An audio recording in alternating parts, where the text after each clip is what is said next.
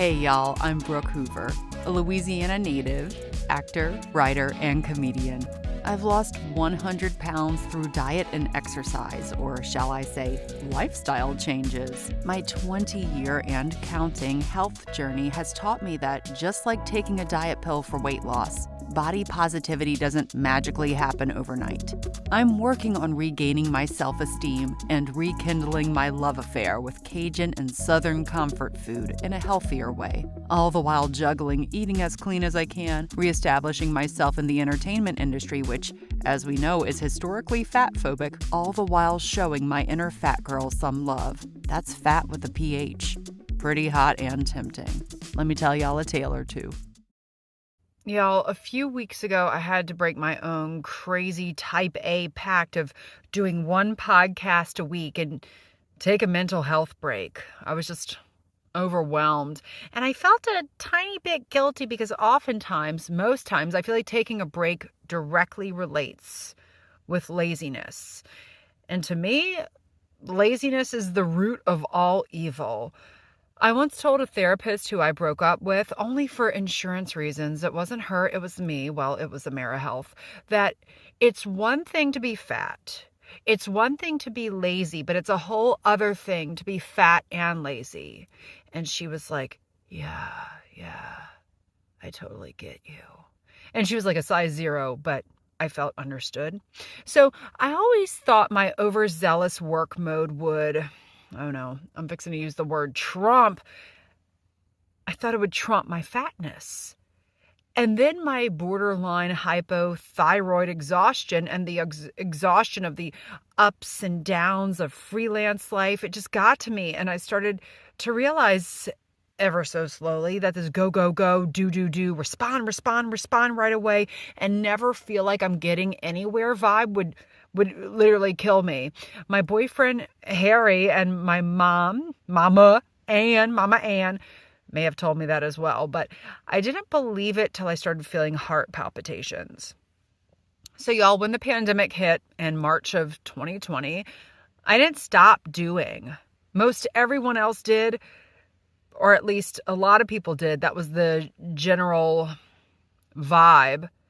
I didn't jump on the Netflix binge wagon in March or April or May even. I stayed in pajamas or athleisure or an extra sexy, flattering combo of both, but I had a schedule and structure, or at least what I thought was consistency, schedule, and structure. The only thing I was consistent about was taking ample time throughout the day to beat myself up for how unproductive I was during a worldwide pandemic. Crazy. I went into this mode of, well, now I have time to create my whole list of to-dos or or the list of to creates. So let's get on it, lazy girl. I ignored the fact that that's not really how creation works, or good creation works, at least not for me. I ignored the fact that that's not how a body or a mind or a psyche works. I ignored the fact that that's not how any of us should work during a global pandemic or during a normal day or during a new normal day. But I pressed on and I got busy doing things. I drew, I wrote, I made YouTube videos, but I still didn't feel accomplished. I saw posts and read articles about how stinking creative my fellow stinky creatives were being, and I said to myself, Brooke, you had better get on it. They are on to something you aren't. Now is the time to create all your chef d'oeuvres, you lazy, worthless piece of...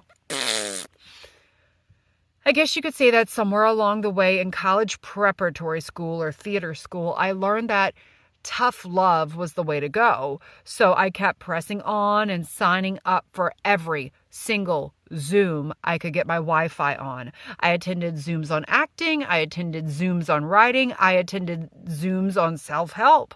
I took copious notes in all the empty notebooks I had just waiting around, waiting and wanting to be filled up. And when appropriate, I reached out and touched base and thanked the person leading the workshop. And I also did 45 minutes of cardio and or yoga, most of the time 7 days a week, also via Zoom. And I still called myself lazy and weak if I rested on the seventh day.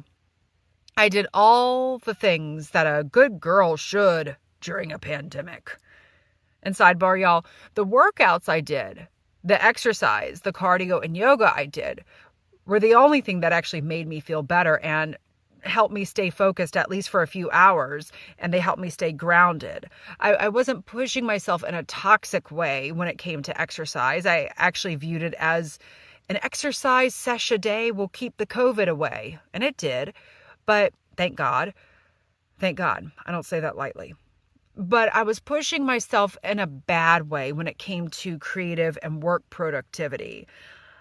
I think with the exercise, I wasn't feeling like I was pushing myself because I learned long ago during my weight loss journey, throughout this journey, that pushing myself when it comes to weight loss will only make my cortisol skyrocket, hence making weight loss much more difficult because now we're messing with our adrenals, y'all. You don't want to mess with your adrenals. So exercise was one thing that really kept me and still keeps me sane. I need to exercise to feel alive, to keep my immune system up, to measure my lack of laziness somehow, because when you're creating things, it's so hard to actually really measure your success or your productivity, right? You could work 5 minutes a day and get such a nugget, that I don't really like to use that word, a nugget of stuff done. Or like me, you could spend 8 hours a day wasting so much time and you just spent 8 hours doing it. Ridiculous.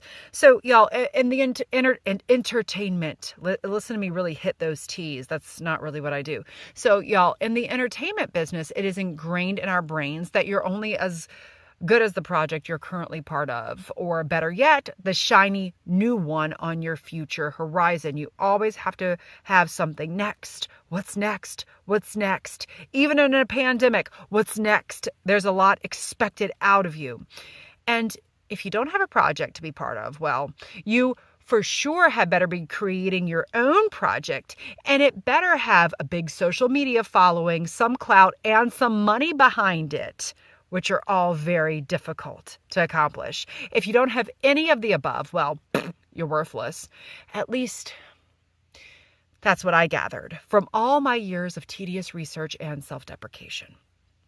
We all saw those commercials for, I even auditioned for voiceovers for commercials for how everyone was taking the quarantine time to learn a fun hobby or to chill and relax with family during this pandemic. I was envious. Even when it was time to get out into nature between May and October, I was on a super strict schedule to get my nature on.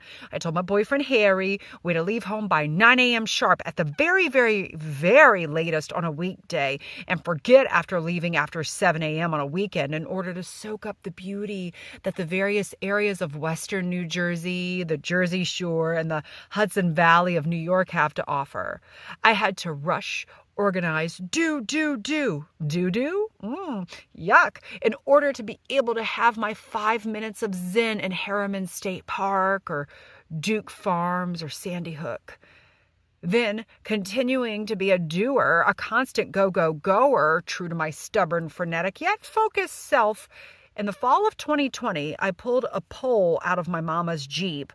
Like, literally not a pole from within the mechanics of the Jeep, but there was a pole in the back of the Jeep that we were hauling. And I herniated 2 discs in my lumbar spine. And I was forced to slow the heck down. I felt an excruciating pain that didn't even compare with kidney stones, a bad breakup, or stubbing a toe, which is the worst pain of all 3. That's why I saved it for last. I couldn't walk, but I made myself, because I know with back pain, you have to keep moving. You can't be stagnant. You move it, you lose it. But I couldn't adjust myself in bed without making Halloween noises. I couldn't pee without my mom helping me and holding a big gulp cup for me at my bedside. I couldn't watch the new Borat movie because laughing hurt so badly. And that movie was so funny.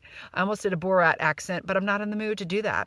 During all of these Halloween noises, I still forced myself to tune into these damn Zooms, to finish illustrating my darn children's book, to continue to beat myself up for not doing enough. Then my emotions started going from frustration to overwhelm to despair, which I know from the emotional guidance scale. Thank you, Abraham Hicks and Gabby Bernstein. Y'all can Google it, emotional guidance scale. It's actually very, very helpful. Sorry, microphone. Is if you're at despair, you're going down, you're at like a level 0. Despair is 0 out of 0. Frustration's 4 out of 10. And being free and present in the moment is 10 out of 10. So on that scale, I wasn't even at a 0. I was like at a -5. And y'all, come on. I realize herniating a disc or two is comparable to a paper cut in 2020. There's so many worse things than a herniated disc. COVID, for starters. However, it still hurt at us all get out. It was still my story and my experience at that moment in time. It was debilitating on so many levels. The physical pain was so intense. And like I've said, I've given birth to a few kidney stones naturally.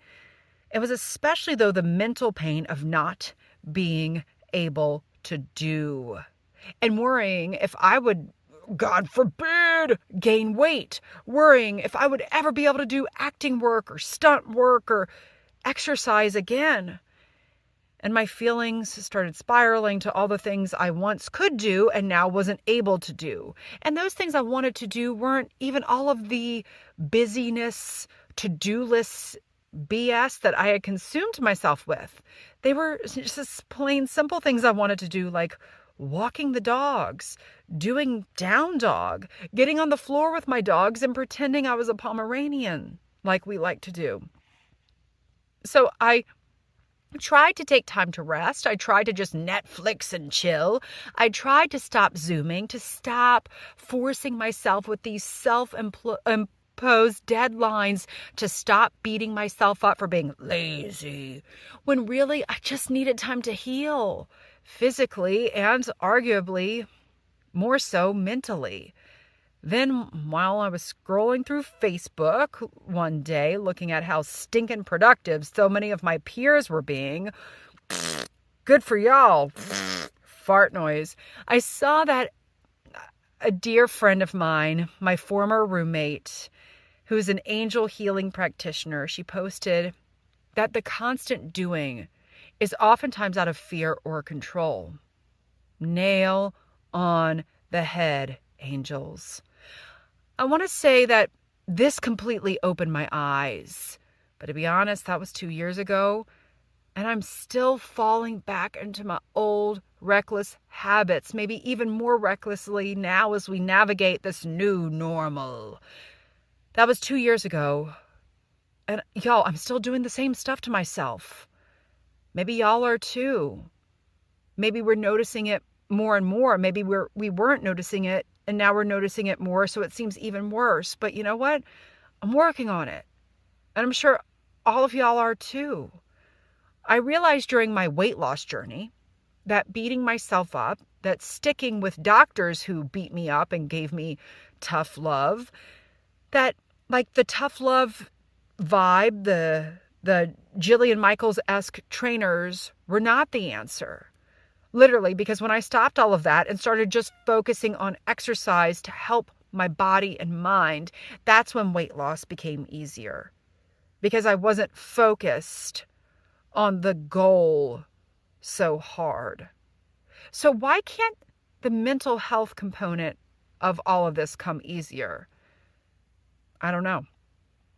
I'm still working on just being and not doing, and not beating myself up about not doing, and not beating myself up for beating myself up.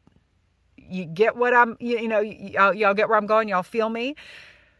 How many times do you spend so much time beating yourself up and then you're beating yourself up for beating yourself up? It's exhausting, and it's not fat pretty hot or tempting. So y'all, luckily the nerve pain, knock on wood, where's some wood? I'll knock here. On my head. Luckily the nerve pain from the herniated disc has gotten better.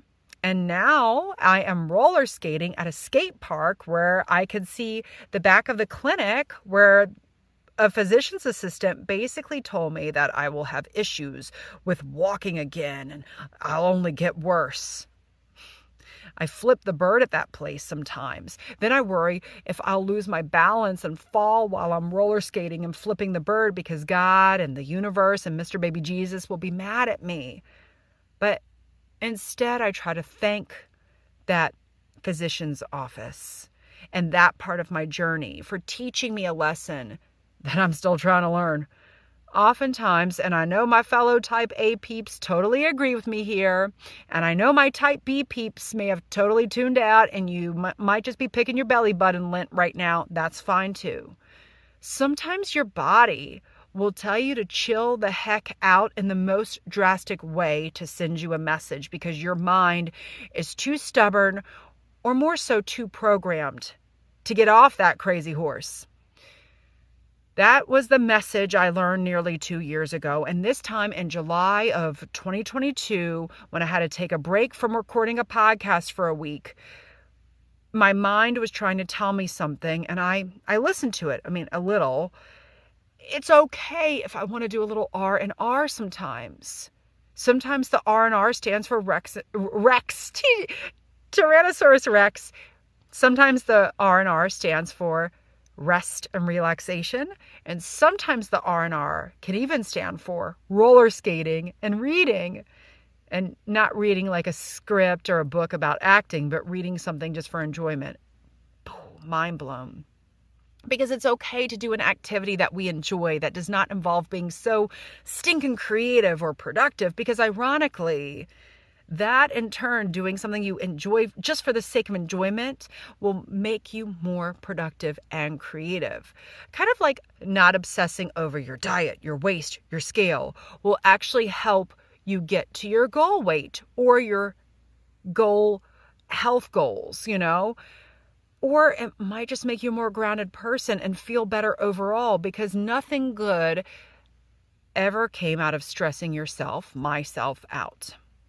I think we really still put mental health on the back burner, especially in our society. I think we even, we obviously still put physical health on the back burner. The back burner to our to-do list. We put our to-do list first. Then maybe our physical health, like, ow, my foot hurts. And then maybe our mental health. But that's like way pushed back.